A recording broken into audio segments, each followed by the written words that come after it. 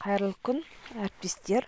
Бүгін біз сабағымызға қажетті, сабағымыздың өн бойында қолданатын әдіс тәсілдер туралы ақпараттар алатын боламыз. Әдіс тәсіл дегеніміз бұл біздің сабағымызды қызықты етіп өткізуге және де оқушылардың сіздің пәніңізге деген сүйіспеншілігін арттыратын өте жақсы құрал болып табылады. Біздің бірінші талқылайтын әдісіміз бұл қателескен мұғалім әдісі. Бұл әдістің мақсаты оқушыны сергек болуға, мұқият болуға шақыру болып табылады. Яғни, сіз мұнда ақпаратты кішкене қателесіп, шатасып оқушыға жеткізуіңіз керек. Бұл әдісті кез келген пәнде қолдана аласыз. Бастауыш сыныпта болсын, жоғары сыныпта болсын, қай бағытта жұмыс істейсіз, сол бағытта қолдана аласыз. Мысалы, сіз физика, химия, математика пәнінің мұғалімі болсаңыз, есебіңізді қате етіп шығарасыз, болмаса формулада шатасыз. Оны байқаған оқушы сіздің қатеңізді түзетуге тырысу керек. Сол арқылы ол өзіне балдар жинай алу керек. Мысалы, сіз әдебиет пәнінің мұғалімісіз. Мәтінді оқу барысында сіз қате жібересіз. Әріптер тастауыңыз мүмкін, болмаса интонацияны дұрыс қоймауыңыз мүмкін. Соны оқушы түзетіп, сіздің қай жерден кеткеніңізді, қателескеніңізді айта алу керек. Тарих пәнінің мұғалімі болсаңыз, оқушыға, мысалы, сіз жылдардан шатасып айтуыңыз мүмкін, болмаса ұлы тұлғалардың аты жөнін шатастыруыңыз мүмкін.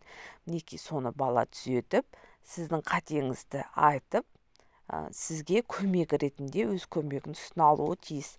Бұл әдістің бір пайдасы, бала сергек отырады, мұқият отырады, сіздің бар айтқан ақпаратыңызды ықыласпен тыңдайтын болады. Мультифото әдісі. Бұл әдістің ерекшелігі, бұл балаларды жылдам ойлауға, есте сақтауға қабілетті ететін болады. Бұл әдістің мақсаты оқушылардың сабаққа деген қызығушылығын арттыру болып табылады. Және де бұл әдістің бір ерекшелігіне тоқтала кететін болсақ, сіз жаңағы ережесі бойынша тақтаға сабаққа қатысты суреттер тізбектеле ілінеді. Оқушылар шапшаңдықпен бәрін жаттап, есте сақтау керек. Сосын суреттер алынып тасталғанда, орында қандай сурет болған мүдірмей айтуы тиіс. Мәселен, сіз музыка пәнінің мұғалімі болсаңыз, музыка пәніне қатысты бірнеше суретті ілесіз, бала есте сақтайды, 5-6 секунд беруіңіз мүмкін, оны қайтып жинап алып тастайсыз. Бала соны не көрді тақтада, соны орын-орнымен айтып беру керек. Мысалы, сіз дүниетану пән мұғалімісіз, тақтаға ілінген жыл мезгілдерін бала қатар-қатар айтып беру керек, сіз алып тастағаннан кейін. Одан кейінгі ұсынатын керемет бір әдіс, бұл тарция әдісі. Тарция әдісінің ерекше бір тұсы, бұл қағаз қиындыларындағы жауаптар мен сұрақтарды үйлестіре отырып, бір-біріне үйлестіріп, сіз белгілі бір фигураны құрастырып шығу керексіз. Бұл әдіс топтық, жұптық жұмысқа өте жақсы, таптырмас әдіс. Мұнда балалар бірігіп командада жұмыс істейді, бір-бір тыңдайды, осы жерде лидерлер де анықталатын болады. Мәселен, сіз бұл әдісті ағылшын тіл пәнде қолданып жатырсыз деп ойлайықшы.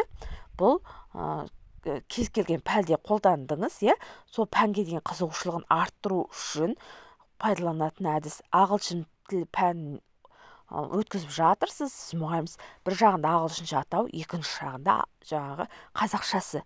Соны балалар үйлестіре отырып, сізге үш бұрыш, көп жақты бұрыш фигураларын шығару мүмкін. Міне алдыларыңызда үш бұрыш берілген. Үш бұрыштағы жауаптарды біріктіре отырып, балалар қиықшаларды біріктіре отырып, үш бұрыш фигурасын сызып шығарып отыр. Мұнда да көріп тұрғаныңыздай балалар жұптық жұмысты атқарып жатыр. Одан кейін тағы да бір ұсынатын керемет әдіс, бұл конверт әдісі.